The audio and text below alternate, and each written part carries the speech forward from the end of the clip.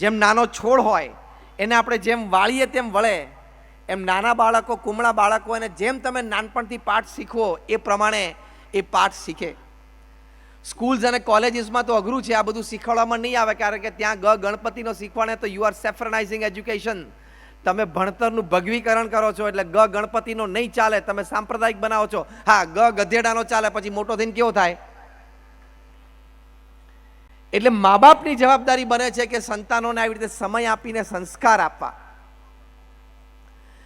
અને સમય આપો એટલે વ્યક્તિ જુદી તૈયાર થાય. માઇક્રોસોફ્ટના સીઈઓ સત્ય નદેલાનો ઇન્ટરવ્યુ આવેલો, જ્યારે માઇક્રોસોફ્ટમાં બિલ ગેટ્સની ખુરશી ઉપર બેઠા. આજે બિલ ગેટ્સની ખુરશી ઉપર બેસવું એટલે શું? અને એક ભારતીય તરીકે કક્ષાએ પહોંચ્યા એટલે ભારત વર્ષ માટે પણ ગૌરવ કહેવાય. સત્ય નદેલાને પૂછવામાં આવ્યું કે you have reach this level being the CEO of Microsoft, આ કક્ષાએ તમે પહોંચ્યા કે તમે માઇક્રોસોફ્ટના સીઈઓ બન્યા, એની પાછળ ઘણા બધા કારણો હશે, ઘણા બધા રહસ્યો હશે, પણ મુખ્ય રહસ્યની અમને વાત કરો, એવું પત્રકારે ઇન્ટરવ્યુમાં એમને પૂછ્યું. ત્યારે સત્ય નદેલા બોલ્યા કે the principal reason is that. હવે સાંભળજો, હા, સત્ય નદેલા શું બોલે છે કે મુખ્ય કારણ શું છે કે મારા માતા પિતાએ નાનપણથી મારા સંસ્કારોનું જતન કર્યું. મારા માતા પિતાએ નાનપણથી મને બે વસ્તુ આપી, freedom to do what I wanted to do and confidence to do I wanted to do. કે મારે જે કરવું હતું એ સાચા માર્ગે છું ને, એટલું જ મારા મા બાપે ચેક કરી લીધું, પછી મને સ્વતંત્રતા આપી.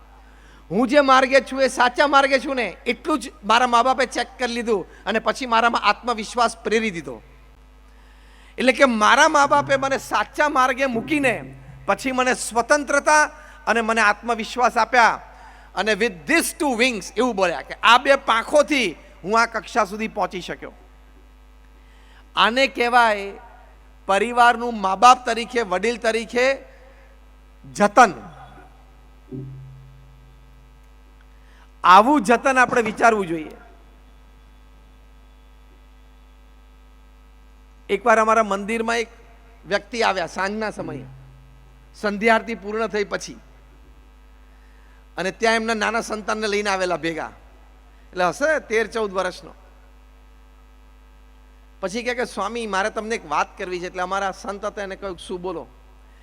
એટલે કે મારો આ દીકરો સ્વામી 14 વર્ષનો છે, સિગરેટ પીતો થઈ ગયો છે, તમે આને કંઈક સમજાવો. એટલે અમારા સંતે પૂછ્યું કે તમે આ કોકની કીધેલી વાત કરો છો કે તમે પોતે જોયેલું? તો કે સ્વામી મેં પોતે જોયેલું. પૂછ્યું એને, રેડ હેન્ડેડ પકડ્યો છે. તો પેલો બિચારો આમ શરમાઈ ગયો, આમ માથું નીચું નાખીને. પછી અમારા સંત તો બહુ મચ્યોર હતા, એટલે એમને કીધું કે આવો બેસીએ. પછી એને કહ્યું કે તમારા બાળક સાથે હું પછી બેસું, પહેલાં આપણે વાત કરી. પેલા દીકરાને રૂમની બહાર મોકલ્યો. પછી અમારા સંતે એના પિતા સાથે વાત કરી. પહેલો પ્રશ્ન પૂછ્યો, તમે સિગરેટ પીવો છો? તો કે હા. બીજો પ્રશ્ન પૂછ્યો, ઓફિસમાં પીવો છો કે ઘરે? તો કે ઘરે પણ પીવું કોક વખત. ત્રીજો પ્રશ્ન પૂછ્યો કે ઘરે તમે બેઠા હો અને સિગરેટ પીવાનું મન થાય અને સિગરેટ ધારો કે ના હોય, તો તમે ક્યારે આ બાળકને પાનના ગલ્લે સિગરેટ લેવા માટે મોકલ્યો છે? તો કે હા, મોકલ્યો છે ને.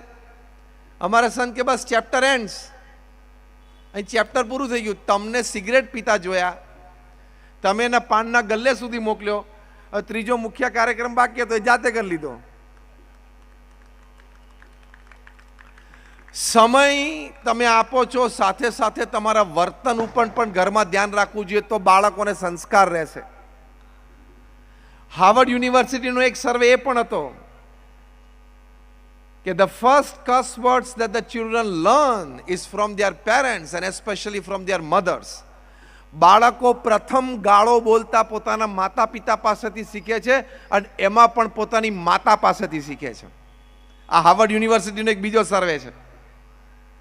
તમને એમ થાય કે બાળક નાનું છે, કંઈ સમજતું નથી, ઊંધું બેસીને ત્યાં રમકડા રમે છે, એની બધી જીબી ફ્રી છે. તમારી યુટ્યુબ ને વોટ્સએપ થી ભરાયેલી છે, એની ફ્રી છે, ખબર છે ને? એની બધી જીબી ફ્રી છે, એટલે બધું પ્રિન્ટ થઈ જાય છે. અત્યારે હજી એની સિસ્ટમ ડેવલપ નથી, એટલે એક્સપ્રેસ નથી કરી શકતો. બાકી બધું જ એનામાં પ્રિન્ટ થઈ જાય છે, અને યોગ્ય સમયે બધું વર્તન રૂપે બહાર આવશે ત્યારે તમને એમ થાય કે લે મારો બાળક આવું બોલતો થયો, આવું વર્તતો થયો, પણ એ તારા સંસ્કાર છે, તારું વર્તન છે. એટલે પૈસા કમાવા કઈ પૃથ્વી ઉપર મોટી વાત નથી. હવે જે હું વાક્ય બોલું એ સાંભળજો. પૃથ્વી ઉપર રોજ સેંકડો લોકો કરોડપતિ બને છે, હજારો લોકો રોજ લાખોપતિ બને છે.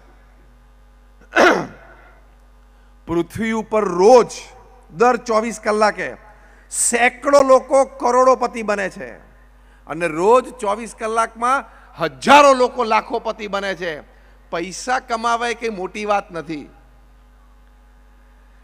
તમે તમારા પરિવારનું સંવર્ધન કરી શકો એ મોટી વાત છે.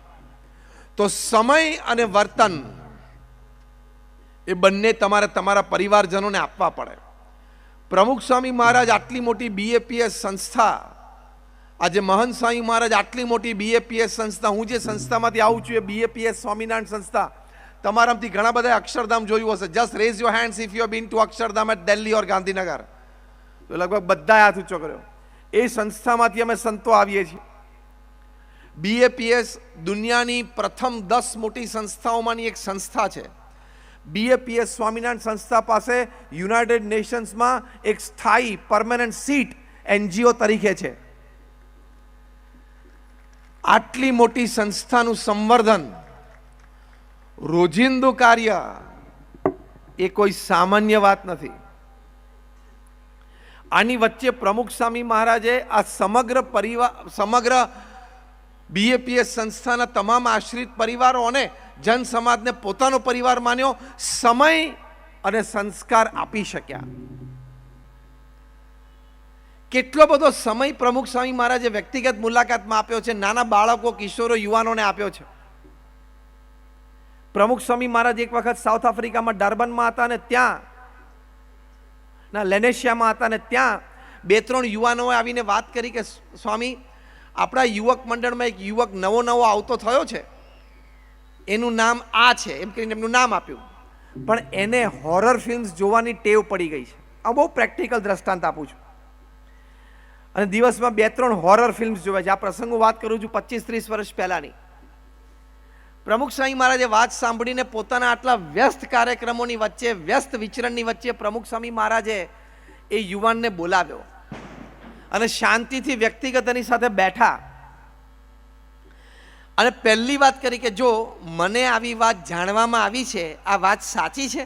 જો આ વર્તનની રીત, આપણે તો ના હોય તો આપણા પરિવાર કોઈ બાળક ઉપર તૂટી જ પડીએ, તું આવો છું, તું પેલો છું, તને મને આવી વાત ખબર પડી. પહેલાં પૂછ્યું, પહેલાં કીધું હા સ્વામી વાત સાચી છે. પ્રમુખ સ્વામી મહારાજે જરાય ગુસ્સો ના કર્યો. જો એક પિતા અને માતા તરીકે સંતાનો સાથે કેવી રીતનું વર્તન હોવું જોઈએ એ પણ આવા સંતના જીવનમાંથી આપણને શીખવા મળે છે.